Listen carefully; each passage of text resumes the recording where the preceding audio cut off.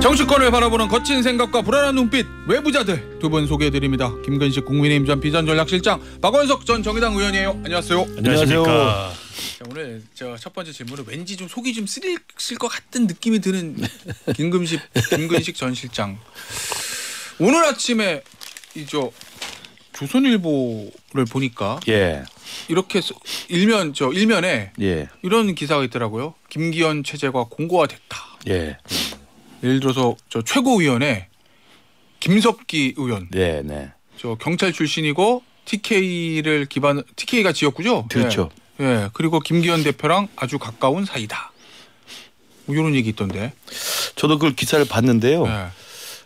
제가 지난주에 이 외부자들 시간에 아직은 김기현 지도부와 이뇨한 혁신위가 유인할 수 있는 공간이 있다. 합의가 가능한 가능성이 있다. 이렇게 말씀을 드려서 기대를 섞어서 말씀드렸는데, 저도 이번 주 지나고 다음 주 가면 이제는 둘 다 사는 길을 이제는 이제 포기하고 둘 다 죽거나 아니면 한쪽이 꼬꾸라져야 사는 이런 아마 제로섬 게임의 이제 극한 대결로 갈 것 같다는 불안한 시선이 듭니다. 그래서 저 개인적으로도 좀 서울에서 또 출마를 준비하고 있는 사람이기 때문에 과연 지금의 혁신위와 김기현 지도부와의 이 싸움이 둘 다 사는 길이 아니라 둘 다 죽거나 아니면 한쪽이 죽어야 한쪽이 사는 이런 극한 대결로 간다면 수도권에서 선거 준비한 사람들은 참담할 수밖에 없어요. 과연 이게 정말 오늘 조선일보 기사 나온 것처럼 정확한 제목은 김기현 대표 역주행이네요. 그렇죠. 그러니까 저도 그런 말씀 드리고 싶어요. 김기현 대표가 용산에서 어떻게 힘을 실어서 어떤 대표가 되신 분이라고 다 알려져 있지 않습니까? 그리고 용산이 하는 이야기를 잘 전달받는 또 대표로 알고 있지 않습니까? 그런 분인데 이제 용산이나 민심을 이제 받아서 김기현 대표에게 희생 용태를 요구를 하니까 이제는 용산 말 듣지 않겠다. 내 뜻대로 가겠다. 이렇게 이야기하는 건 제가 볼 때 필요할 때 노라고 말하는 게 필요할 땐 노라고 하지 못하고 이제 노라고 이야기하는 건 자신의 개인적인 어떤 이해관계 때문에 노라고 한다면 누가 그 말에 정당성을 부여할 수 있겠습니까? 잠깐, 그럼 그 얘기는 이 김기현 대표가 예를 들어서 공간이 빨리 띄우고 그리고 새 최고위원회 본인이랑 굉장히 가까운 사람 이 당선 임명은 아니지만 전국위원회 선출되는데 좀 영향을 끼치고 그래서 체제에 공고하는 게 용산의 뜻과는 다른 거다? 저는 그렇게 해석이 될 뿐이 있다고 봐요. 왜냐하면 이뇨한 혁신위에 대한 것 용산의 뜻을 제가 확인할 길은 없습니다만 민심과는 부합하는 거 아닙니까? 수도권 민심과도 부합하는 것이고, 그런데 그걸 굳고 거부를 하고 체제를 공고화하면서 김석기 최고위원을 서둘러서 선출하고 그다음에 당원 당규를 거쳐서 일단 공관위를 출범을 시키고 이랬을 경우에 그냥 체제로 가겠다라는 것인데, 저는 이 말씀도 드리고 싶어요. 자꾸 조금 좀 심하게 말씀드리면 우리 당의 영남 기득권 체제의 공고함이 용산과 또는 민심과 거의 한판 승부를 해보겠다는 저는 심산으로 보여요. 그래요? 왜냐하면 용산 기득권 이야기는 그렇게 계산할 수 있거든요. 어찌됐든 기득권 체제로서의 당대표 체제를 공고히 유지해서 공천만 확보가 되면 당선이 될 거 아닙니까? 당선이 되면 당선된 뒤에 용산에 남아있는 대통령 임기보다 국회의원의 임기가 더 길어요. 뭐 그렇긴 하죠. 못 건드립니다. 이런 심산이라면 제가 볼 때 이건 정면 승부밖에 안 된다. 이게 수도권에서 뛰는 사람들이 이게 참담할 수밖에 없어요. 어떻게 하라는 겁니까 그러면 도대체? 알겠습니다. 박원석 전 의원은 어떻게 보세요? 제가 뭐 국민의힘의 내부 사정을 잘은 모릅니다만 지금 김근식 교수 진단은 어쨌든 김기현 대표가 이제 용산의 의중과는 다르게 버티기에 들어갔다 이런 진단이신데, 그와는 다른 정황들도 좀 보여요. 어떤 정황이요? 그러니까 어제 오후에 이른바 찌라시라고 하는 정보지가 싹 돌았는데 거기에 보면 비대위는 물 건너갔다. 그리고 어쨌든 용산에서 현 지도부로 선거를 치르는 걸로 결정을 했고, 한동훈 장관 차출도 지도부 요구를 받아들여서 어쨌든 대통령이 수용했다. 이런 글이 일제히 돌았어요. 그리고 그런 정황과 부합하는 그 의총에서 이용 의원의 발언이 있었잖아요. 그분이 이제 용산의 의중, 윤심 이런 거를 이제 대변한다 이렇게 알려져 있는데, 선거 때부터 이제 수행실장을 했었고. 근데 이제 그분 얘기가 비대위 전환 말이 안 된다. 선거 앞두고서 왜 당내에 이런 자중질환을 일으키냐 아주 강하게 얘기를 했어요. 그래서 저게 용산의 뜻인가 보다. 근데 이렇게 짐작하는 의견들도 나오고 있는 상황이고. 이용 의원의 그 의총에서 발언이요. 뭐 기사 보니까 뭐 준비된 걸 꺼내서 읽었다 뭐 이렇게 나오던데. 아니 그러니까 그게 어느 정도 이제 조율된 용산의 입장을 대변한 거 아니냐. 그래서 지금 용산 이꼴 민심 그리고 김기현 대표는 민심에 역주행하는 용산의 뜻에 역주행하는 이제 이런 얘기가 나오는데 용산이 별로 민심과 그 등치된 적이 없었어요. 거의 용심이 늘 작용을 했던 거고 그 용심이 김기현 대표 체제로 간다. 비대위 없다라고 한다면 아마 뭐 인요한 혁신위에서 얘기하고 있는 용태론이나 이게 다 부질없는 얘기고 조만간 다 정리가 되지 않을까 이제 그런 생각이 들고요. 그리고 이제 김석기 최고위원을 임명한 게 선출이죠. 임명은 아니죠. 네, 전국위원회에서. 전국위원회 선출한 게 결정적 증거인데 이게 현재 당연 당규를 보면 최고위원 청년 최고위원까지 5명 중에 4명이 그만두면 대표 체제가 무너지는데 김석기 최고위원은 사실 누가 봐도 김기현 대표 의중이 실린 선출이잖아요. 게다가 DK고.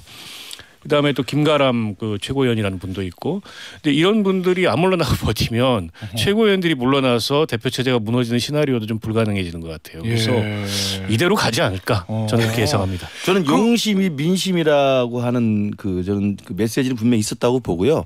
대통령이 이번 주말에 들어오시는 걸로 알고 있는데, 그렇죠. 들어오면 저는 어찌됐든 용심이든 민심이든 내년 총선에서 우리 국민의힘이 그래도 승리를 기대해 볼 수 있을 만한 당의 혁신을 위해서라면 결단을 해야 된다고 보고요.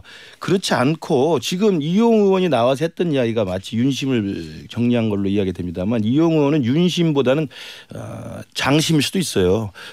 그렇지 않겠습니까? 장심이라고 말하면 장제원 의원을 얘기하는 거죠. 그러니까 기존의 일단은 추정이에요. 추정이죠. 윤심인지 장심인지 본인의 의견인지는. 기존의 영남 기득권 체제에 공고한 어떤 그 카르텔을 대변할 수도 있는 겁니다. 이용 의원의 그 이야기가 저는 그렇기 때문에 저는 결국은 용심과 민심이 일치해서 이 내년에 총선에서 그래도 수도권의 승리를 견인할 수 있는 당의 전반적인 혁신과 살을 깎는 작업이 있지 않고서는 정말 이제는 뭐 수도권은 더 이상 희망이 없다. 그런 면에서 본다면 영남 기득권 카르텔에서는 공차만 받으면 내년 당선된 이후에는 대통령보다 임기가 길다. 만약 이런 생각 계산 속에서 이렇게 움직이는 거라면 이 당은 뭐 사실 볼 게 없는 거죠. 실장님 그러면요 일단 이게 윤심인지 용심인지 거기에 반하는 건지는 변론을 하더라도 김기현 대표를 비롯한 친윤 핵심 의원들이 버티기에 들어갔다 이렇게로는 봐도 되는 거죠. 그렇게 볼 수밖에 없는 정황이죠. 저는 그것이 실제로 제가 아까 말씀드렸죠. 안타까운 것은 아니요 노라고 말하는 게 필요할 때는 조용히 있다가 이제는 따라야 될 때고 민심에 올라타서 민심을 반영해야 될 때는 노라고 이야기한다면 국민들이 어떻게 우리 당에 애정을 주겠습니까? 자 그러면요. 인요한 혁신위원장이 사실은 그 얘기를 한 거잖아요. 친윤 핵심 의원들 중진 지도부 험지 출마하라. 그런데 그게 한 달 전 정도 얘기했는데 아무런 사실 행동을 나타나는 건 없어요. 근데 다음 주에 구두가 아니라 문서로서 당에 정식으로 얘기를 하겠다라고 해서 조금 더 센 카드를 들고 나왔는데 효과 있을까요? 인요한 혁신위가 이제 5차 혁신안까지 발표를 했는데 사실 그 1차 혁신안 그러니까 홍준표, 이준석 두 분에 대한 뭐 사면 이거 이외에 당 지도부가 수용하는 게 없어요.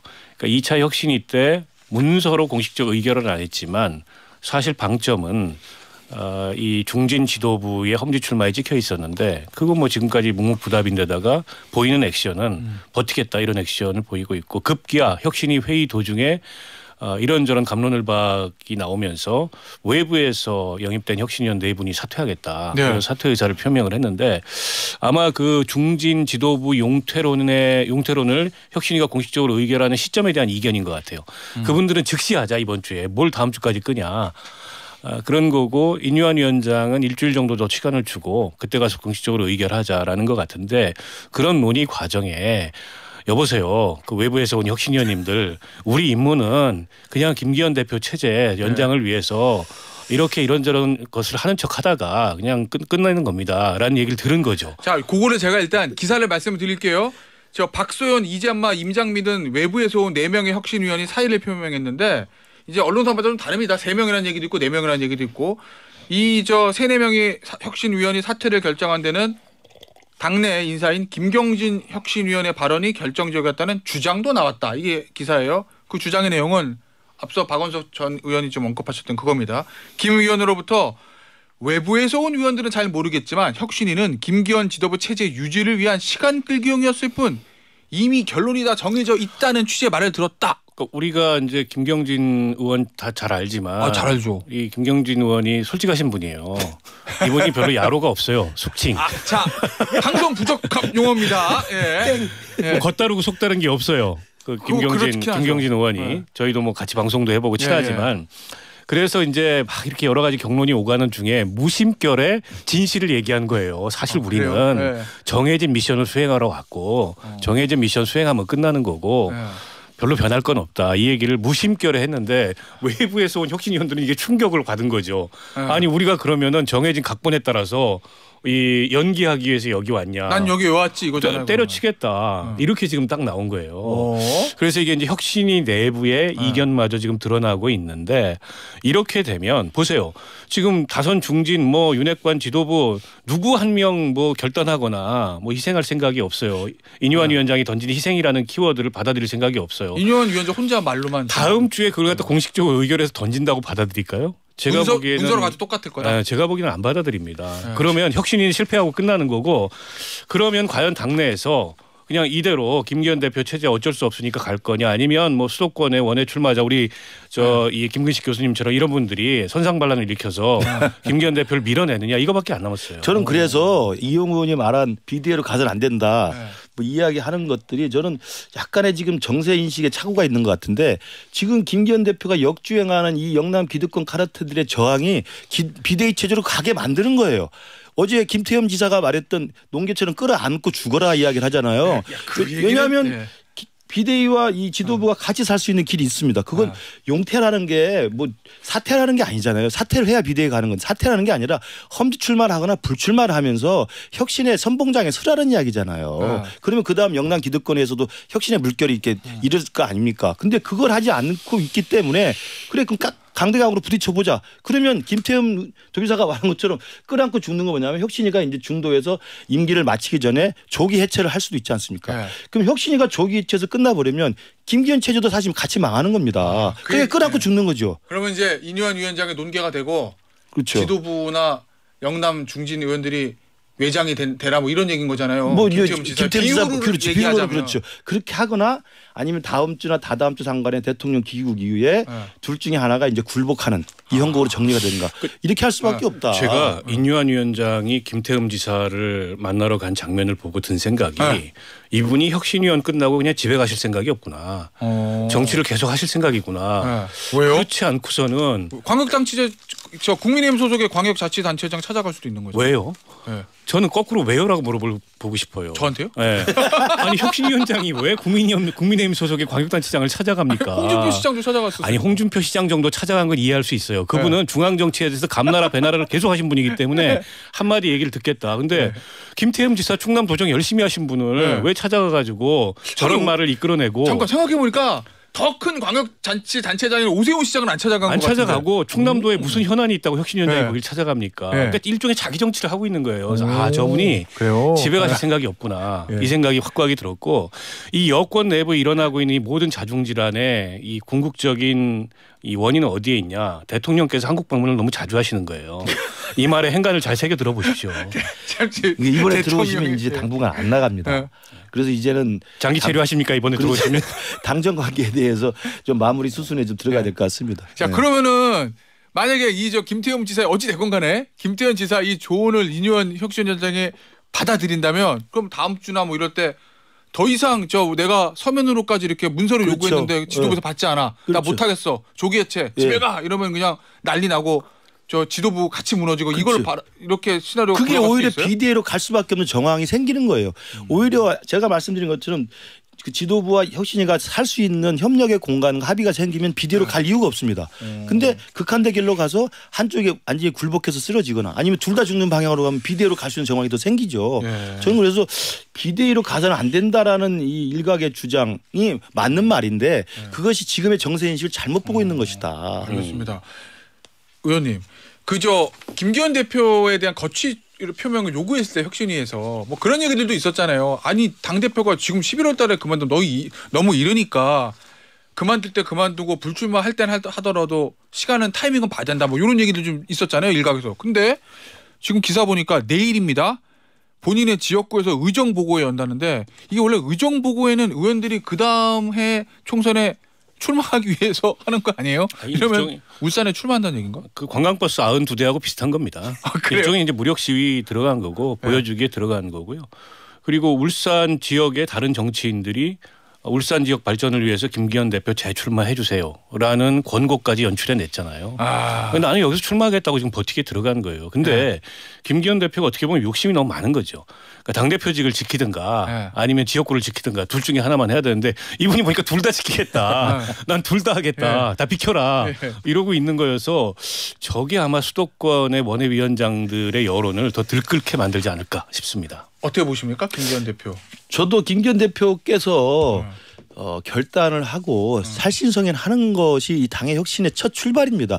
그건 강서구청장 선거 이후에 뭐 누구나 다 이야기했던 거 아닙니까?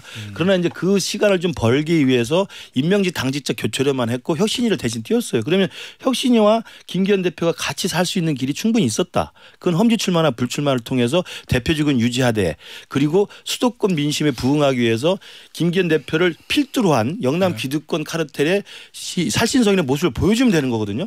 근데 그걸 본인부터 안 하겠다고 만약에 한다면 저는 뭐 아직도 김기현 대표의 결단을 기대하고 있습니다만 그렇지 않다고 한다면 정말 이것은 정면 승부로 가는 길이고 용산의 뜻이 어떤 것을 따져붙는 게 저는 말이 안 된다고 봐요. 민심을 봐야죠. 용심을 뭐하러 봅니까? 알겠습니다. 오늘 1부에서는 여기서 마무리하고 2부에서는요. 저 외부자들 계속되는데 무슨 얘기 할 거냐면 한동훈 이준석 조합설 요 얘기 좀 나눠보도록 하겠습니다. 유튜브로 그레이스님께서 정치쇼의 시그니처가 아닌 것이 있던가요? 이런 종합 선물 세트 같은 방송이라니. 야, 종합 선물 세트 밖에 있는 우리 저 막내 작가는 모를 거예요. 우리 어릴 때 저 종합 이 큰 상자에 있는 그렇습니다. 과자들 종합 선물 세트. 자, 받고 싶네요, 갑자기. 네? 그죠? 네. 갑자기 생각나요. 종합 선물. 요새 파는 데가 없어요. 종합 선물 세트. 네. 이 얘기 좀 해보죠. 제가 예고해드렸던 대로 저 외부자들 계속되고 있는데 한동훈 이준석 연대. 이 하태경 의원이 이번 주 초에 저랑 인터뷰할 때 이런 얘기를 했어요. 한동훈 장관과 이준석 전 대표가 연대하면 국민의힘의 필승 카드가 될 거다. 뭐 이런 얘기를 했었고 그 이후에 이번 주 들어서 유독 요거에 대한 기사들도 좀 쏟아지더라고요. 궁금한 거 일단 이 연대가 실현 가능성이 있느냐? 저는 실현 가능성은 제로라고 봅니다. 제로. 네. 근데 성격은 비슷한데 연대할 수는 없죠. 저는 그래서 지금 서로 간에 비슷한 성격과 성정이기 때문에 한동훈 장관이나 비슷한 성격과 성정이라는 건 무슨 말이에요? 이준석 전 대표나 남이 자기를 공격하면 뭐 당연히 더 센 공격으로 맞대응을 하지만 먼저 공격하기 전에는 잘 공격 안 해요. 그러면 한동훈 장관도 한 번도 이준석 대표에 대해서 뭐 말할 기회가 없었죠. 그다음 이준석 대표도 한동훈 장관에 대해서 말을 아꼈어요. 서로 간에. 정확하게 보면은 한동훈 장관이 이준석 전 대표에 대해 언급을 한 번도 제대로 한 적은 없고. 그렇죠. 할 일도 없죠. 이준석 전 대표는 한동훈 장관에 대해서 굉장히 우호적인. 최근에 와서 이제 우호적으로 이야기하는 거기 때문에 저는 그것은 둘 다 비슷한 성격이라는 게 뭐냐면 자존감이 굉장히 강한 사람들입니다. 그리고 자기 스스로에 대한 엘리트식이 굉장히 강한 사람들이고 그렇기 때문에 지금 한동훈 장관은 이준석에 대해서 이야기하지 않지만 이준석이 말하고 있는 그 심정은 뭐냐면 나는 한동훈과 같은 급이야. 그래 너는 나랑 같이 놀아야 돼. 우리들이가 초엘리트잖아. 슈퍼 엘리트잖아. 이런 생각을 하면서 같이 자웅을 겨룰 정도라고 자기 스스로를 한동훈 장관과 같은 반열에 올려놓고 싶은 거예요. 그리고 지금 와가지고 한동훈 장관을 초기부터 공격해 들어가면 한동훈 장관이 그 공격받으면 가만히 있겠습니까? 또 그러면 굉장히 소모적인 논쟁을 해야 되기 때문에 이준석 대표가 아직까지는 한동훈 장관에 대해서 비판적인 이야기를 안 하고 있는 걸로 저는 해석을 해요. 이 가능한 시나리오입니까? 아니 뭐 그냥 if잖아요, if. if죠. 예. 모든 게 정치권에서요. 때문에 그 if가 실현 가능성이 별로 없는 if인 것 같고 이준석 전 대표는 여전히 당 안팎에서 회군 가능성을 거론하는데 제가 보기엔 회군 가능성 제로예요. 그 얘기는 본인의 의지 때문에 아니면 당내 분위기가요? 둘 다입니다. 그러니까 본인의 의지도 높고 가고 있는 겁니다. 그리고 이번 주말에 이제 대구 간다는 거 아니에요? 그래서 일각에서는 한동훈 장관이 한번 휘젓고 와서 그거 이제 또 물타기 하러 이준석 전 대표가 가는 거 아니냐. 뭐 그렇게 해석할 수도 있는데 본인이 어쨌든 그 지지자들 연락처 이걸 모았는데 대구가 많았다는 거 아닙니까? 그래서 제가 근래에 연락하면서 물어봤더니 뭐 한 1,000명 이상 모일 거다 이번에. 본인들도 확인을 해봤겠죠. 그러니까 나름 이제 붐업을 위한 시도를 하는 거고 지금 이준석 신당 지지율 조사를 하면 한 20% 나와요. 그 안팎 나오는 거. 근데 이제 대구 경북에서는 그보다 높게 나와요. 그러니까 이게 유지가 돼야 이후에 확장성이 있다고 판단을 하는 것 같아요. 정치적으로. 일단 핵심 기반을 닦아놔야 된다. 그래서 본거지를 털어먹어야 이게 이제 상황을 바꿀 수 있다. 거기를 본진을 털어먹어야 본진 털어먹기 전략이에요. 그래서 이준석 전 대표가 잘 쓰는 표현이긴 해요. 네, 그거 가고 있는 거고 한동훈 장관과의 관계는 그게 궁금해요. 이준석 그 스타일이 있잖아요. tit-for-tat입니다. 나를 때리면 내가 2배로 때리지만 나를 안 건드리면 나도 안 건드린다. 김근식 교수가 나를 때리면 난 2대 때리겠다. 이게 이준석식의 대응인데. 예전에 한번 서로 그런 적이 있었어요. 아니 한동훈 장관은 위치도 그렇고 이준석 전 대표하고 갈등을 일으킬 뭐 이유가 없었잖아요. 지금까지. 때문에 어쨌든 객관적으로 보이는 이제 한동훈 장관의 주가, 한동훈 장관에 대한 이 기대치 이런 것을 그냥 인정하는 겁니다. 아니 이 사람은 가능성이 있다라는 걸 인정하는 거지. 그러나 이제 뼈 있는 견제가 있죠. 뭐 박근혜 퀴즈, 한동훈 윤석열 퀴즈 얘기하면서 일종의 자기는 벗어났다. 박근혜 퀴즈지만. 근데 윤석열 퀴즈 벗어날 수 있겠어? 라고 이제 화살을 돌리는 거지 않습니까? 그 벗어나지 못하면 확장성 없을 텐데. 근데 이런 어떤 뼈 있는 복선을 깔고서 지금 한동훈 장관에 대한 메시지를 내고 있는 거죠. 만약에 뭐 정치권이 한 거 뭐 그냥 상상의 영역이니까 앞으로는 만약에 이 조합이 이루어지면 파괴력은 있다고 보세요? 조합이 이루어지면 파괴력이 있죠. 그 이야기는 전제가 이준석 전 대표가 나가지 않는다는 이야기고 다시 당에 잔류해서 극적으로 화합을 한다는 이야기인데 그 이야기는 박원석 의원도 말씀하셨지만 제가 볼 때 가능성이 거의 없고요.